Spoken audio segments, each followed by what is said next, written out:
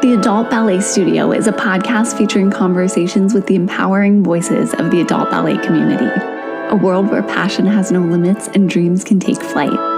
My name's Elizabeth Blossfield, and I'm an adult ballet dancer and your host. Welcome to the studio.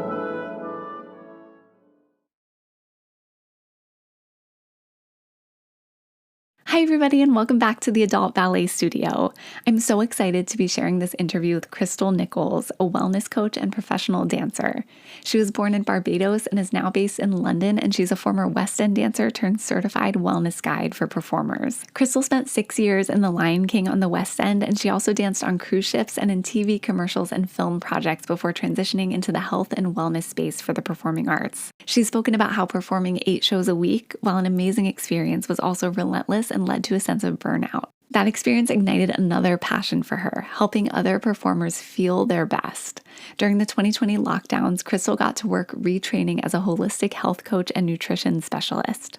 With a BFA in performance dance and more than a decade on the stage, she combines lived experience with science-backed strategies in her coaching work, and her clients include West End performers, commercial dancers, TV actors, companies, and even performers who are transitioning into new careers. She spoke with me about her journey from dancer to coach and how she works to support performer health and change the narrative each dancer carries about their body and their career.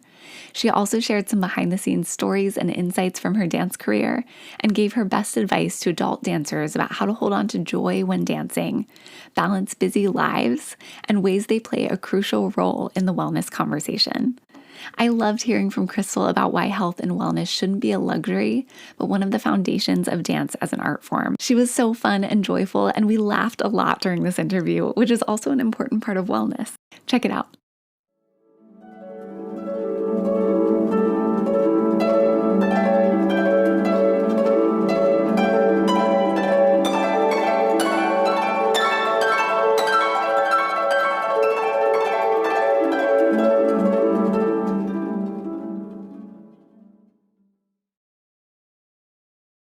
Hi, Elizabeth. It's great to meet you. Thank you so much for taking the time to do this.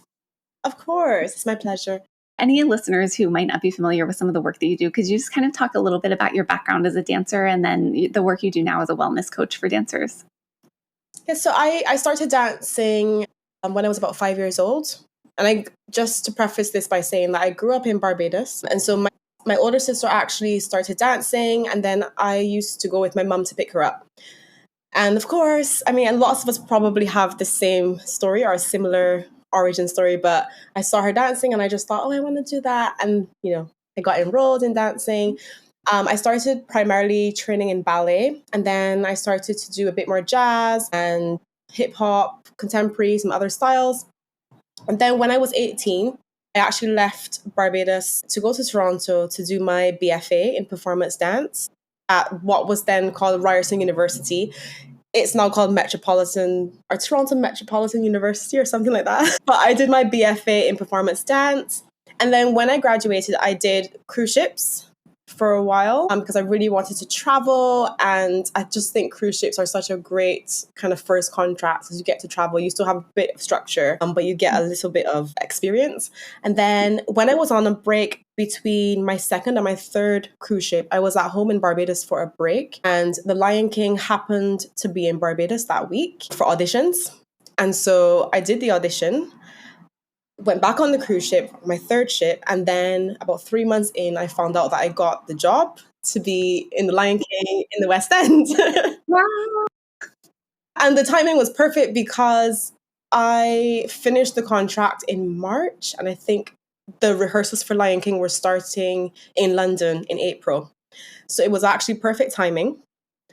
Moved to London, did The Lion King. I did that for 6 years. My contract finished just when COVID was about to start. I had about 2 weeks left of my contract. And long story short, during that COVID time was when I did a lot of my retraining into health and performance coaching. I got my qualifications during that time. I knew right away that I really wanted to use my training and everything that I was learning to support performers, because when I was in The Lion King, when I got to about my 4th contract, was when I really started to feel like I was coming up to burnout. And I had a very specific experience within that I can talk to you about, at another point if you want me to. But that was when I I think that's when it dawned on me. It's during my 4th contract that actually there are a lot of tools that we don't learn as performers when we're training to kind of take care of our well-being and to really prioritize our well-being. And when I did my qualifications in health coaching, I just thought, oh, this is actually perfect. This is what performers actually need to feel supported and to feel like they can actually do 8 shows a week. And so I started working with performers. I mostly work with a lot of musical theatre performers, but obviously because I come from a dance background, I end up working with a lot of dancers and performers in general, actors, singers as well. It's such important work that you're doing, and I can't wait to get into it. But I feel like before we start talking about that, we have to talk about The Lion King for a second, because this was the first show I ever saw. I saw it on Broadway in New York, but it's one of my favorite shows. And was that the first time that you auditioned for the West End and you booked such a dream role right away? It was my first. It actually was my first. No, I was just going to say it was my first big audition, but that's not true. Because there were a few times when I was studying in Toronto that I went to New York just for fun, just to do some auditions. But it was my first West End audition. And I honestly didn't think that I was going to get the role. I mean, I know people say this, but I genuinely wasn't even going to go because I had just come off of a contract. Yeah. And I was so tired. And the contract that I did was about 5 months. And so I got to Barbados. I was, when you get into that mode where I'm home, I just want to rest. I'm recovering because I know that I have to get back on another ship in another 3 weeks or so. And then my sister said, "You need to, why would you not go? You just go." Just like, why would you not? And so I just went. And I think because I think I was just so tired. And I think I just really didn't think, okay, it just felt so out of reach that I went, well, I'm just going to go and have fun. I'm just going to, and I didn't really put pressure on myself. I just went, I was very much in the present moment. I didn't feel a lot of pressure because it just didn't feel real to me. And maybe that worked to my advantage, to my favor. Yeah, I was going to say that's great in some ways because you just show up as yourself and there's no pressure and you're not nervous, too much at least. But, it's understandable being tired because I'm sure you were traveling so much on the cruise ship and working so much. But amazing of your sister, she got you into ballet by coming to, watch her in the ballet class, and then she pushed you to go audition for The Lion King. You mentioned that there were, some challenges during that time, which we can get into. But what were some of the most memorable moments or anything that stands out from your time working on that show? I had a lot of, I will say the best part of that show for me was the people. When you have all those little moments backstage where, you give someone a high five, or I think those are the things that when I think back to the show, I find them really memorable. But I guess if I had to choose one thing from my time in the show, when we did the 2019 Olivier Awards, we opened the Olivier Awards in 2019. And that experience, I think to this day, is probably one of my top experiences of life, because it wasn't just that it was the Olivier Awards, it was just the atmosphere. It was the fact that it was most of the cast. It just felt electric. That's the only word I can think of. Just going through the aisles. Is basically we started going through the aisles. We ended up on stage, and then we did the rest of the performance. We did Circle of Life, and then you could just feel the energy of the audience when you were going through the aisles. You could feel their excitement. By the time we got to the stage, and then there was a huge choir as well that was singing with us. So it just felt like a lot of energy, a lot of excitement. And it was a huge moment, and I never forget. And then we went to the after party. And I got to meet Tom Hiddleston. Oh my gosh, you can talk about that. He was very lovely. I can only imagine. But it was just the entire night was an amazing experience. And then being able to watch other performers who were in different shows. Like I remember that year, it was like the 10th anniversary. I want to say it was the 10th or 15th, maybe the 15th anniversary of Matthew Bourne's Swan Lake. So they did a performance of Swan Lake that night. There were a lot of great performances, and I just remember feeling really excited. This is an amazing experience. I have chills, just hearing you talk about it, because I can envision. I don't know exactly what that's like, but I can imagine, the energy, everything that you describe, and just the bond that you build with your cast members, and then being able to go through that together and have such a fun, memorable night. So thank you for sharing that. And I know, kind of on the other end, you've written a lot about some of your own experiences with anxiety and, feeling burnt out, or, perfectionism. And, you're doing 8 shows a week while you're on the West End. You have one day off, right? One day off, yes. How did you, first of all, what did you do on your day off to sort of recover? And how did you recognize the signs of burnout and kind of know that it was time to take a break or give yourself some rest? You see, this is the thing. At the time, I didn't do much on my day off to recover because I felt like I had this one day where I had to fit every single thing in to get done. So it was like life admin, little things like having to go to the bank or having to do laundry, like time to clean. How do you actually find the time when you have one day off? How do you get all of those things done, plus having time to recover? And then things like wanting to meal prep and plan for the week, do your weekly shopping. I felt, honestly, every time I had a day off, I felt like I was trying to fit everything in and I was just doing a million things. And it would go through different extremes because there would be some times where my day off felt very chaotic and I was trying to fit everything in. And then there were some times that I was so tired that I did nothing, but then nothing would get done. And then you have that panic through the week of, oh no, I haven't done laundry. I haven't done my food shop. I haven't done Yeah, and all the guilt for not doing anything on your day all off. the guilt. Yeah. So it was really difficult the one day off it's just hard, but it is what it is. In terms of the burning out, when I got to the point where when we were entering the 4th contract, we had a big anniversary. Was it the 20th anniversary? I want to say it was the 20th anniversary of The Lion King in London. And so it was a lot of pressure anyway. We had all the creatives were there. Yeah, it was a lot of pressure because everyone was there. Everyone's eyes were on the show because that's what you do, right? You want to make sure the show is in good shape. So I think I had a lot of extra pressure as well because I thought, oh my goodness, all these people are watching. They're probably not even watching me, but just like all these people are watching. Right. And so during that cast change period where we had obviously extra rehearsals on top of doing 8 shows a week.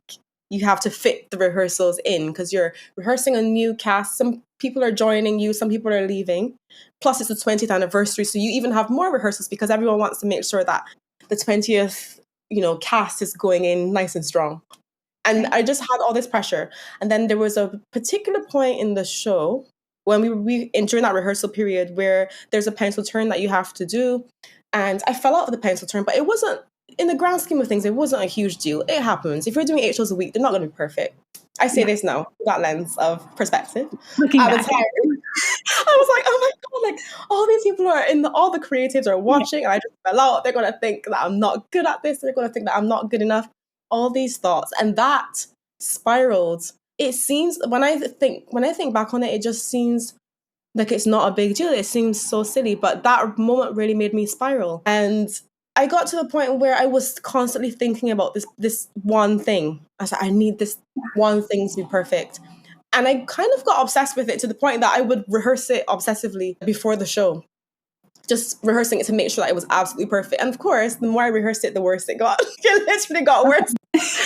It got to the point where I really believed that I could not do a simple pencil turn. And then I had all of these thoughts, but well, if I can't do a simple pencil turn, what does that say about me as a dancer? I'm not good enough. I don't deserve to be in this show. All of these.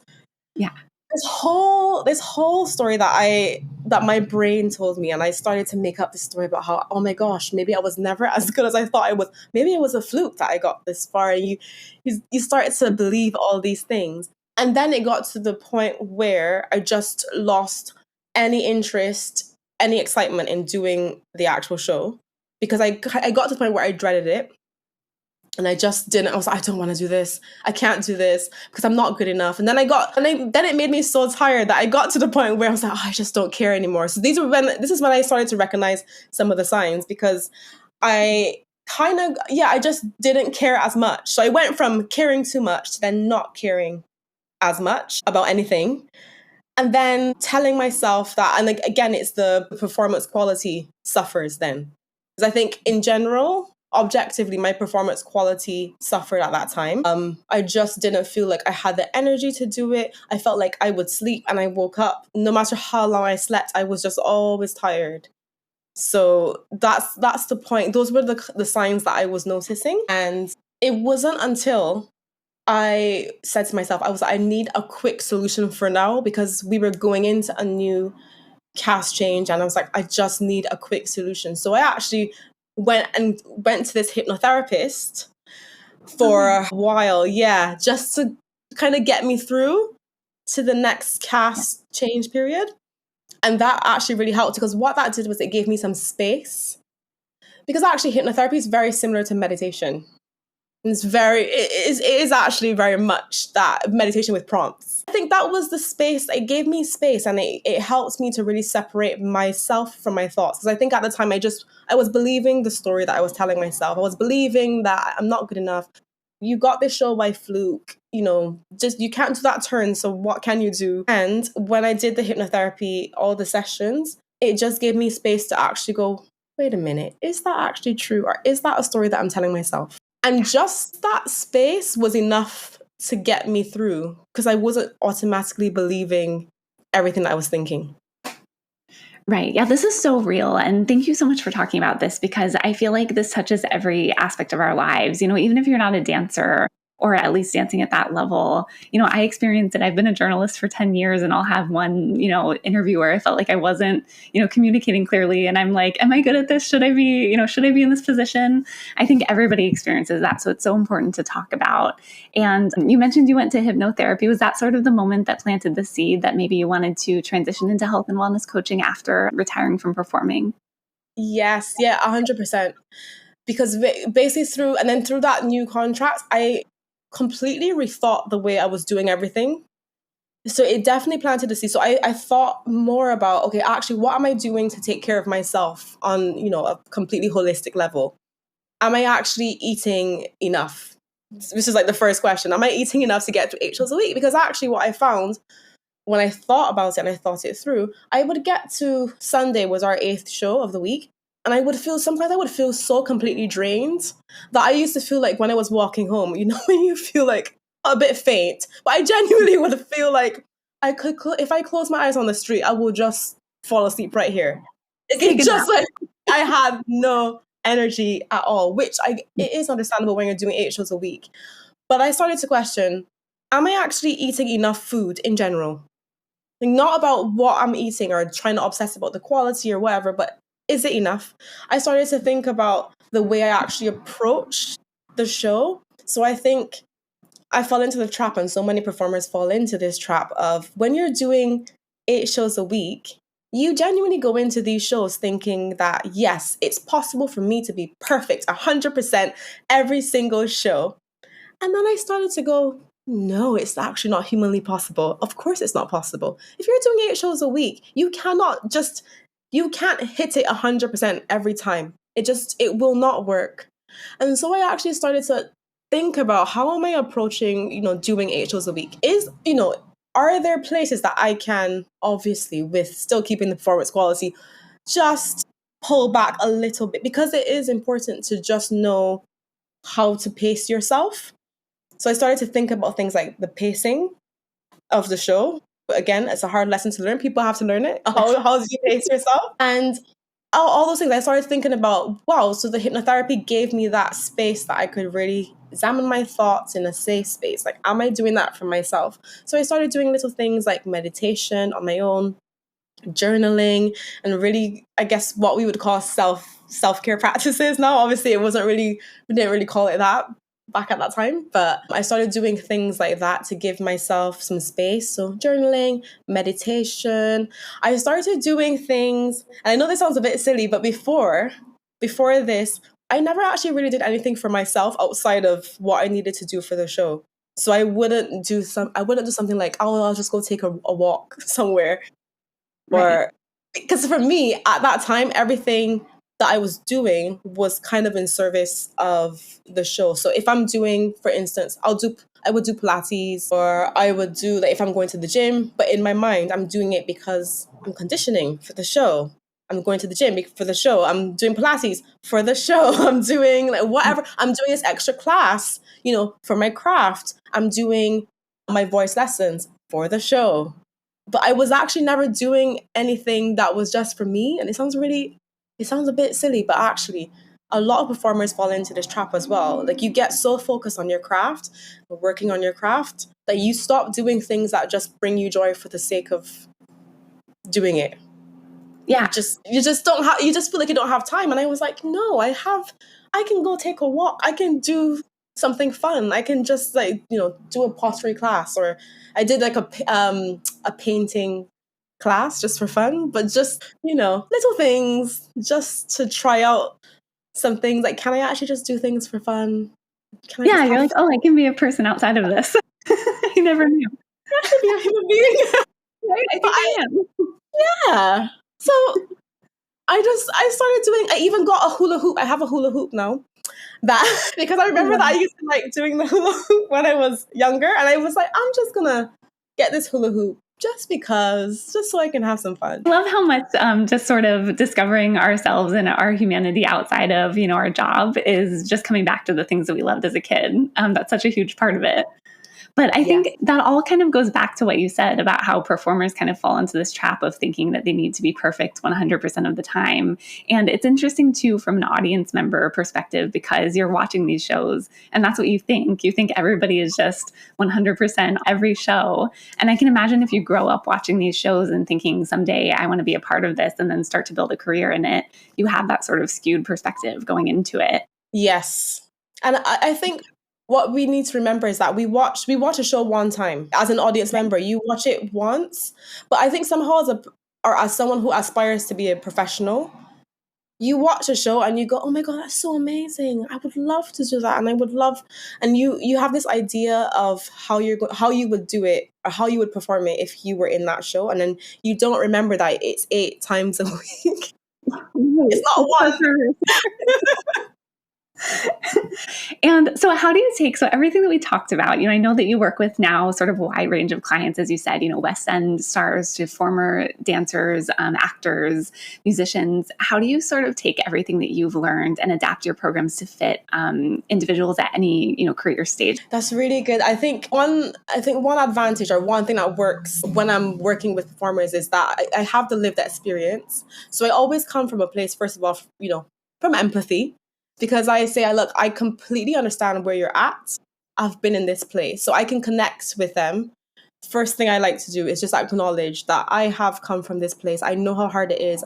I know how hard it is to feel like you're separate, or to even think about separating yourself from your craft, and thinking about yourself as a human being. So that's the first one. Something that's really important when I'm working with performers is actually getting to the heart of what's important, so your values. And the reason that's important is that if you skip past someone's values, or if you try to skip past what's important and you jump from that straight into, now let's talk about how you're eating and let's talk about how you're taking care of yourself, there's no driver, there's no motivation. And also, what you're missing is the personal aspect. So basically what I mean is, when you can get to the heart of what matters to you and why does it matter. So for some people, like for instance, I had one client who we did a lot of values work and values-based exercises at the beginning. And something that kept coming up was nature. Like nature was something that was really important for this client. And at the time, they weren't doing it because they were on tour and it was really difficult. And if it's not top of mind, if you don't remind yourself of what's important for you, then you don't necessarily make it a priority. You don't necessarily realize that you're not actually giving it any attention. So when we discovered that nature was a part of what makes this client tick, they started doing things on the tour. So they would start like researching places that they could go. Even things like a park where they could actually go outside, and making it a part of their routine, even when they were on tour. And that made a huge difference. So if I had said to that same client, okay, now, why don't you do this? Like, why don't you go do some painting? If that's not something that's important to them, then it's not really going to resonate. So I do a lot of the values work at the beginning, just as a way for them to reconnect with who they are as a human being outside of the craft. So I find that then gives them a lot of space to then work on, let's look at your eating habits. How is that working for you in terms of your energy? Let's look at the things that you're doing mentally. How are they working for you? And so that's the kind of work that we do. Yeah, that makes a lot of sense because I think, I've never really thought about it that way, but it does all sort of build out from who you are and what you value, what you'll give your time to and what you want to prioritize. And kind of that all plays into your own health and well-being. And I know you've talked about this before in interviews. You've mentioned that there are so many things that we're told we're supposed to do as performers, make it to the West End or make it to Broadway. But so many performers are told their whole careers what they're supposed to do that they don't actually know what it is that they want. So how do you kind of coach clients through that and help them sort of reimagine their definition of success? Well, that's a really good question because it's so prevalent. It's so prevalent. A lot of it is the values work does help with that. But a lot of it is getting them to realize as well when they're telling me. So when we set goals at the beginning, because I like to do goals and values kind of side by side. Because what I'm trying to see is when you're telling me what your goals are and what you want to work towards, do your values match up? And I'll give you an example. Sometimes, someone will say to me, I really want more time at home, or I want more work-life balance, or whatever it is. But then they'll set a goal where they say they want to go on tour, on this particular tour. And then I go, so this is what's important to you, and this is what you're telling me that you want to do. Can you see how maybe it doesn't match up, or even if it doesn't quite match up, if you do go on that tour, what steps can you take to rectify the need for that balance? Like, what steps can you take?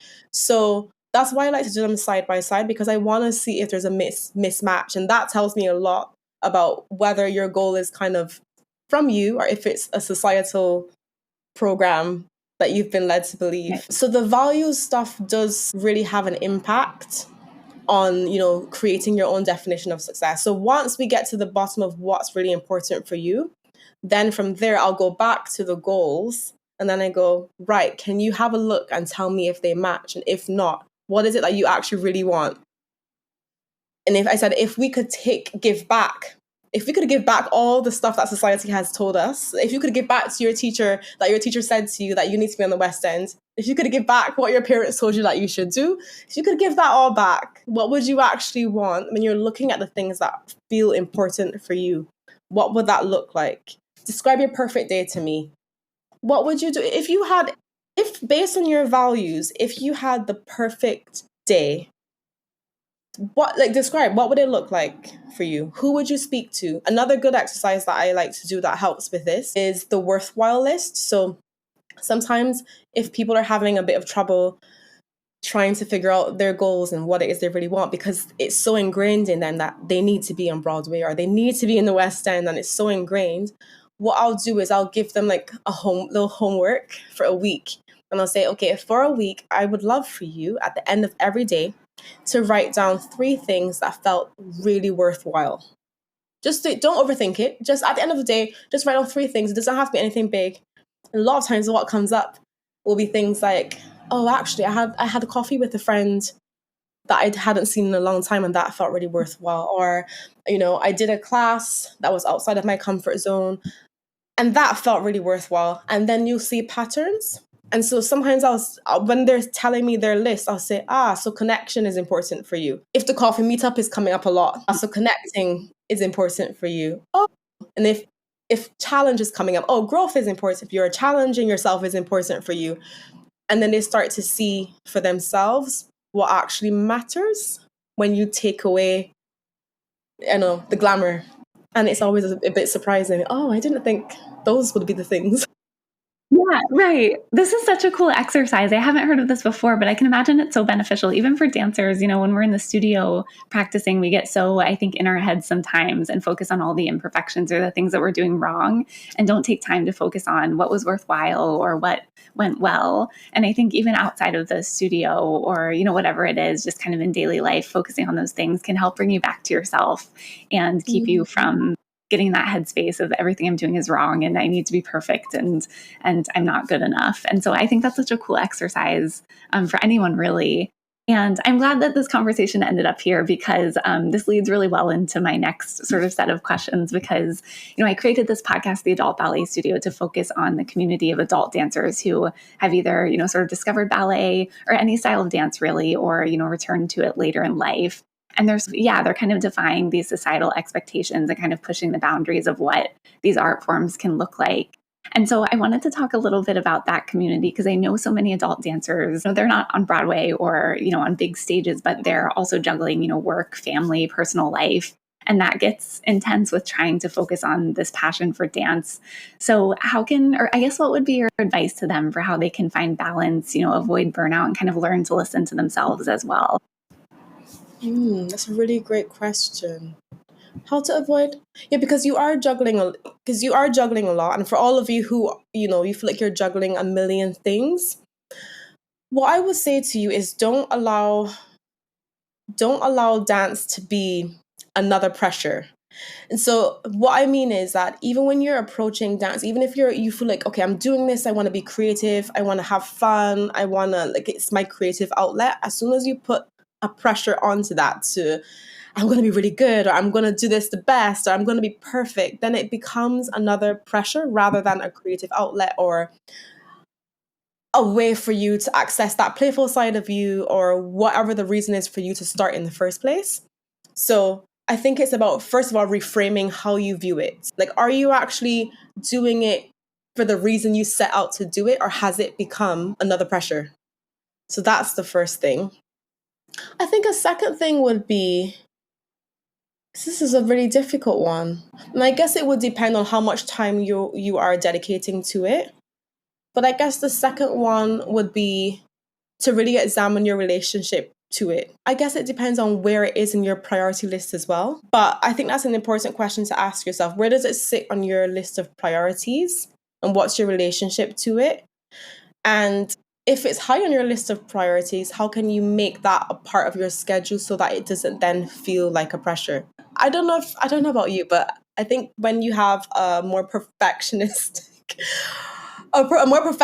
personality, I don't know about anyone else, but I have the tendency that no matter what I do, it then becomes this, I need to be good at this. Like, I did a pottery class and honestly, I went into that class with the intention of just having a good time, having a creative outlet. And I went into this class, and as soon as I got there, I immediately felt the pressure to be the best. I'm gonna make the best mug. I'm gonna make the best mug. I even do it with journaling. Sometimes I'll do there was a time I was doing a journaling challenge, and again, I went in with the intention of, wow, journaling is really great for my mental health. It's gonna give me an outlet. It's gonna help me get perspective on my thoughts. All these really great intentions. It's gonna help me manage my stress.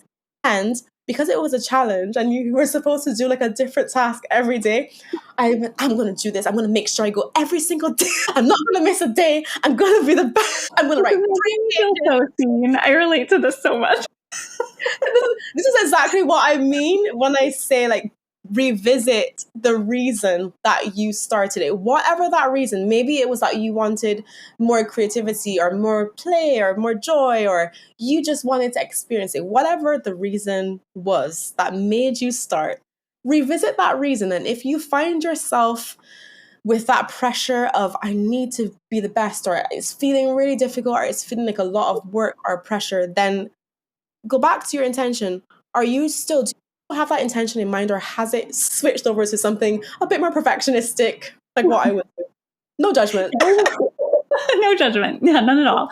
But that's such important advice. So many dancers, performers have those perfectionist tendencies. I had an experience like that during the pandemic shutdowns because I tried to learn piano. I have like the basics, but I wanted to get better at it. And I was like, I'm going to practice for 10 minutes every day. But then I would miss a 10-minute practice and then it would be 20 minutes next day to catch up and then 30 minutes because I missed a couple. And all of a sudden I'm overwhelmed because I have to practice for like 2 hours. But I can't miss a day. So, This is it. Don't do that with dance. Yeah, don't do that. I can't miss class. Like I can't. Just take it as a rest day, pick it back up the next day. Exactly. Get back in touch with the intention and why did you actually start? Get back in touch with that rather than the pressure, because I completely get it. I'm the same person. I'm the same. But I'm curious also, on the other hand, if you see any strengths or opportunities within that amateur adult dancer community that position them to be a part of this wellness conversation or help push the industry forward in that way. Oh, I think, okay, a huge benefit would be, I think, when it comes to adult dancing, whatever genre it is, I think the hugest benefit is the fact that if you haven't done it for so many years, a huge benefit is that you don't have that conditioning necessarily, depending on where you've joined or where you've tuned in, but you don't have that conditioning that so many people have, where they have these voices in their head, or they have this societal, you need to do this, you need to do that. You might not have that conditioning, or you might not have had a lot of the more negative, I don't want to say negative, but a lot of the less glamorous ideals as you were training. Trying to be very dramatic. So what I think actually the adults dance community can bring is perspective, like a really fresh perspective on the fact that it's supposed to be fun. It's supposed to be creative. It's supposed to be good for you. It's supposed to be healthy, for good for your mental health, good for your physical health. That's what dance is supposed to be. So I think the greatest benefit and the greatest benefit that the adult dance community brings is that perspective and that reminder of what dance is actually supposed to be, what it's supposed to look like, what the benefits are meant to be, instead of all the ideals that when you're training, when you're doing it professionally, a lot of these ideals kind of muddy what it's meant to be. And then it stops being this beautiful, joyful, creative expression. It stops being that because you start to lose your joy for it. You start to lose your passion. You start to just treat it as though it's this, like a tick box that you need to achieve. I won't be happy until I get to the West End, or I get to Broadway, and I won't be happy until I'm a certain size, and all these ideals that get pushed when you're doing the training. I'm just reminding the adult dancer community to hold on to that joy and the passion for why they started. Sometimes that can get lost. I think especially with social media, you see professional dancers and think you need to be at that level, and you don't. You need to do it for yourself and always hold on to that joy. And I think that's beautiful, to hold on to that and not get caught up in that side of things. Right. Yeah, exactly. And then another thing I wanted to talk to you about, this is so cool. I was reading that you partner with this organization, Applause for Thought, a community organization that provides free and low-cost mental health support for artists and entertainment workers. Can you talk about the work that you do there and the importance of accessible mental health care? Oh, that's honestly, Applause for Thought is a really great organization. If anyone wants to look it up, it's applauseforthought.co.uk. Plug. But yeah, it's a mental health and a well-being organization that I work with. And so we provide low-cost mental health training, and not just training, but training, consultation, support throughout the performing arts industry in the UK. So I'll talk about a few of the different things that we offer, but there is mental health first aid training that we offer at a really low cost for everyone within the performing arts community. And that's really important. To have trained mental health first aiders on every production is our aim. And we actually have trained so many people now. Well, not me personally, Kate, who is the mental health trainer amongst us and our team. But she has trained now so many people within the industry that we have actually, on a lot of productions, trained mental health first aiders. Because if you think about it, in productions, you need to have like a physical first aider. You always have at least 4 people per production that are physically trained in physical first aid. And now we're having that for mental health first aid. That's really important to have people that can, imagine you're having a panic attack, which does happen sometimes in high pressure situations. And there's someone in the production who can actually come and support you through that. So that's really important. And then something else that we do is we provide support within productions. So I'm currently on Mary Poppins as the wellbeing lead.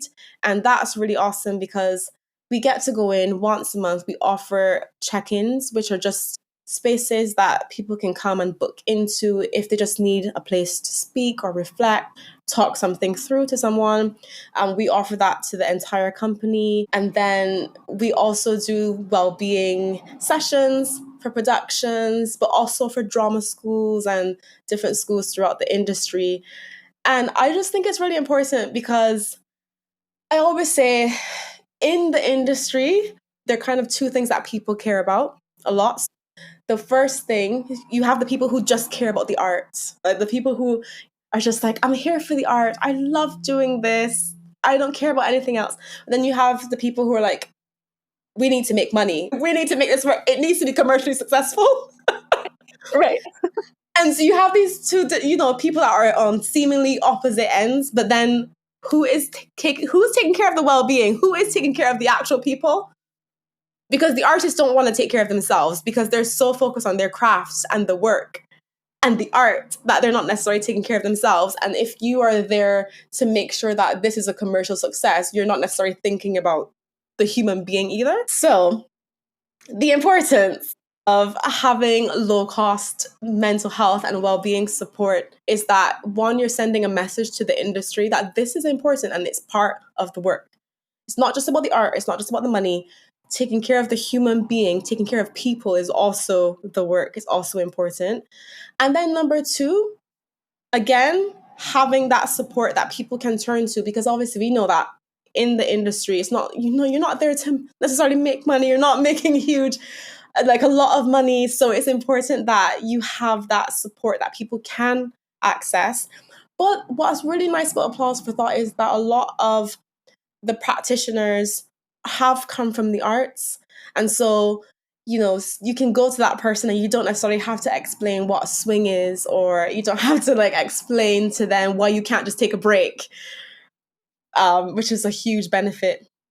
And I think it's really hopefully making a difference. I know I'm a bit biased because obviously I'm working with them, but I think it's making a difference within the industry to have that support there and to just send the message that actually it's important to take care of people, and it shouldn't be revolutionary to say that. Yeah, it shouldn't be. And it shouldn't be an afterthought either. I can only imagine how big of a difference this is making in the industry because I talk to so many dancers and performers who say that the industry is sort of behind in that way or lacking that a little bit. So I think this is such important work that you're doing. I'm so excited that I got to ask you that question and hear more. And I'll definitely link to the organization in the show notes as well so people can check it out if they're interested. Oh, yes, please. And I know that, as we've talked about, the performing arts industry has made some progress, but there's still, a long way to go. I'm curious what positive changes you've already seen and what would you like to continue to see change about the performing arts industry when it comes to, prioritizing wellness? I will say that the generation that's coming up, what I've seen is that they are so open and vocal about talking about mental health. It's not a taboo, whereas I feel like I don't know if anyone mentioned. I'm not even that old, but I feel like when I was training, for instance, or when I was training, even when I was starting at the Lion King, I don't know if anyone actually mentioned mental health. I don't know if anyone openly taught. I don't think so. It never came up as a topic. It never even, like, no one was discussing it. Whereas I feel when I do my work in schools, they are so vocal and so open about mental health. People that have diagnosis, for instance, it doesn't seem like there's any stigma, or at least not a lot of stigma around it in terms of that. When I talk about that generation, I don't mean our generation, but yeah, it doesn't feel like there's a huge stigma around it for them.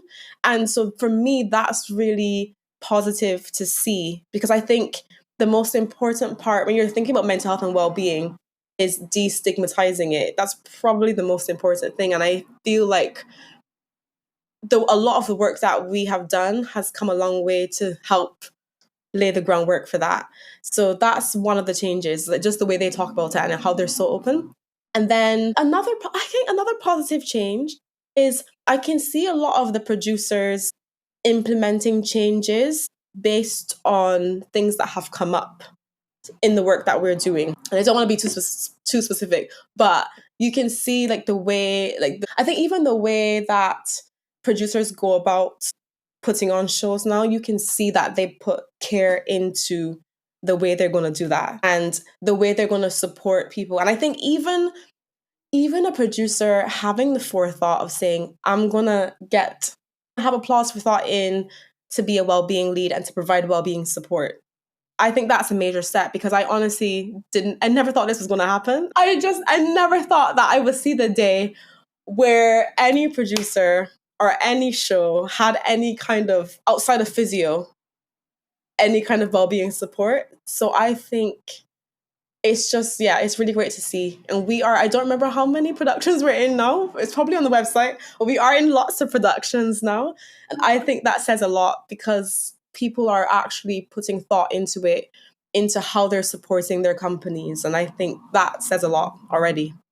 I'm so happy to hear about some of these changes. And you're a huge part of this work and these changes that are happening. So thank you so much for all of the work that you're doing too. You mentioned that you're working on Mary Poppins right now as a wellness lead. What else is next for you? Or is there anything, ahead that you wanted to talk about?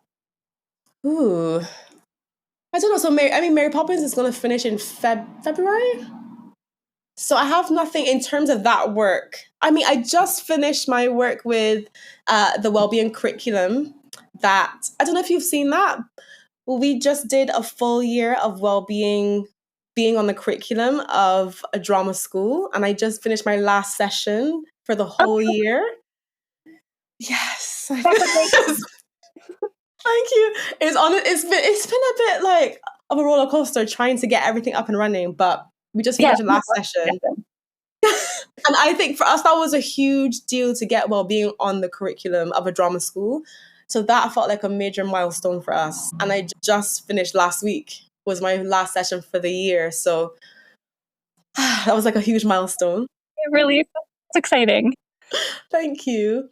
But in terms of another production, I actually do have a production coming up that I'm working on, but I can't say yet because I don't think it's been like completely confirmed. But I'll let you know when it gets confirmed. All I can say is that it's going to be in London. I'm excited to hear.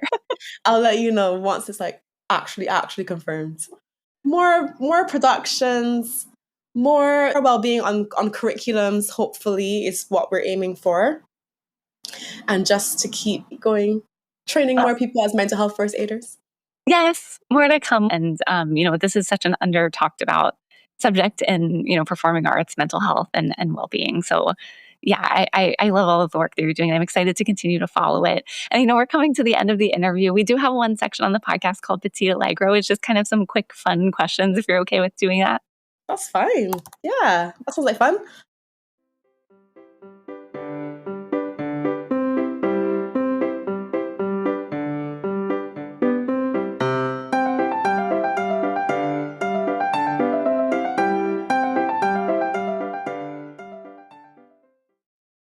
What do you always like to have in your dance bag at every class or rehearsal? My foam rollers, all of them, all the rollers.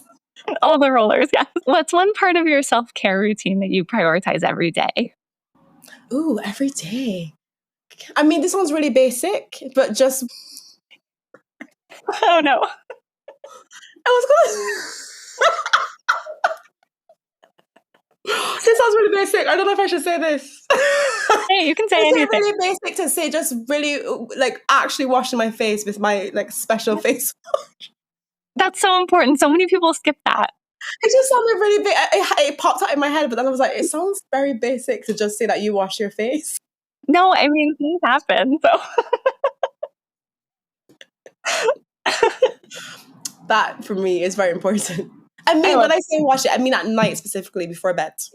because some people do skip that. So just want to say. Right. That's when it's the hardest for me to remember because I always just want to crawl right into bed It's and go hard. to sleep because I'm so tired. But yeah, that's really important to wash your face. So that's a good practical answer. And I know that you mentioned earlier in our conversation that you loved being backstage. Do you have any funny or memorable backstage moments that you can share? I have a funny kind of, was this backstage or was it on stage? It's kind of backstage on stage, but when I was on the cruise ship, I was wearing a wig and it fell off. It fell off on stage. So, but I was basically I was on stage, but I was close to the wings, and I was dancing with a partner at the time. It was like a little partner dance that we were doing, and you had to do like a lot of like choreography, and the wig fell off, and then the worst part was that it got stuck in basically. I was standing and the guy I was dancing with was kneeling. He was doing like hip thrust. This is a choreography.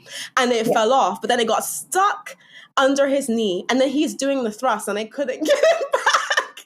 And then eventually he took it, he got it, and then he threw it off. And then it didn't quite go off stage. So then another dancer had to kick it off. And it felt like it just lasted forever. It just, when you're like, just get the wig off. Like first it's under his knee, then he can't get it off the stage. Then someone has to kick it off. It was just so embarrassing, honestly. It was hair choreography to the extreme. So bad. That's hilarious. Those moments are so funny to hear about and to think about in hindsight. I'm sure in the moment it felt like, it was going on forever. It was horrible, yeah. But no, it's funny. Right. Well, the last question I always like to ask everybody who comes on is, in a perfect world, what would the dance industry look like?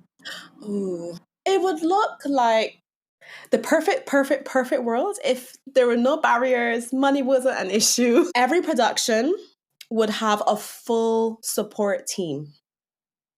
So this might look like having a psychotherapist on board, but also someone in nutrition, like physio. So not just physio, because most companies are good with physio, but what about a nutritionist? What about a psychotherapist? What about a full team? What about an osteopath? What about a full support team? So that actually every single person in that production, in that company, in whatever it was, actually felt like they could have the support that they needed in one place that was tailored for them. That would be the perfect ideal scenario for me. Yeah. Maybe I'm delusional because I'm not working in this industry at that level, and so I don't know exactly what goes into it, but I believe we can get there. I think we really can. I think we can. At least with some productions, starting small and building out. So I think that's a beautiful dream, and I hope it comes true. Fingers crossed. Yes. Well, thank you so much. I've had so much fun talking to you, and thank you so much for taking so much time to share all of this with me and for all of the work that you're doing. And for our listeners, where can they find you if they want to connect or learn more? You can follow me on Instagram at Crystal_Nicholls. Or if you need more information, you can visit my website, which is crystalnicholls.com. I hesitated there, but yeah, that is what it is. It's like, is that right? Yes, it is. Yes, that's right. We'll put all of that in the show notes as well so people can easily find it. And yeah, thank you again for taking the time. This has been so fun to talk to you. Thank you. I had a lot of fun talking to you too. So thank you for having me. I love talking to Crystal. She's one of those people who, as soon as you meet her, you feel like you could just be friends with her. She's so easy to talk to. She's smart, driven, and hilarious. I loved hearing her stories and learning from her about all of the work that she's doing to make mental health and physical well-being more accessible in the arts. I'm linking to the organization she works with, Applause for Thought, as well as her website and social media in the show notes, so make sure that you check those out. And if you have questions, thoughts, or ideas for future episodes, you can always connect with me too at eBlosfield on social media or at Adult Ballet Studio on YouTube. Or reach out at theadultballetstudio@gmail.com to send me an email. Thanks to Crystal for chatting with me and to all of you for tuning in. Happy dancing, everybody, and see you at the bar.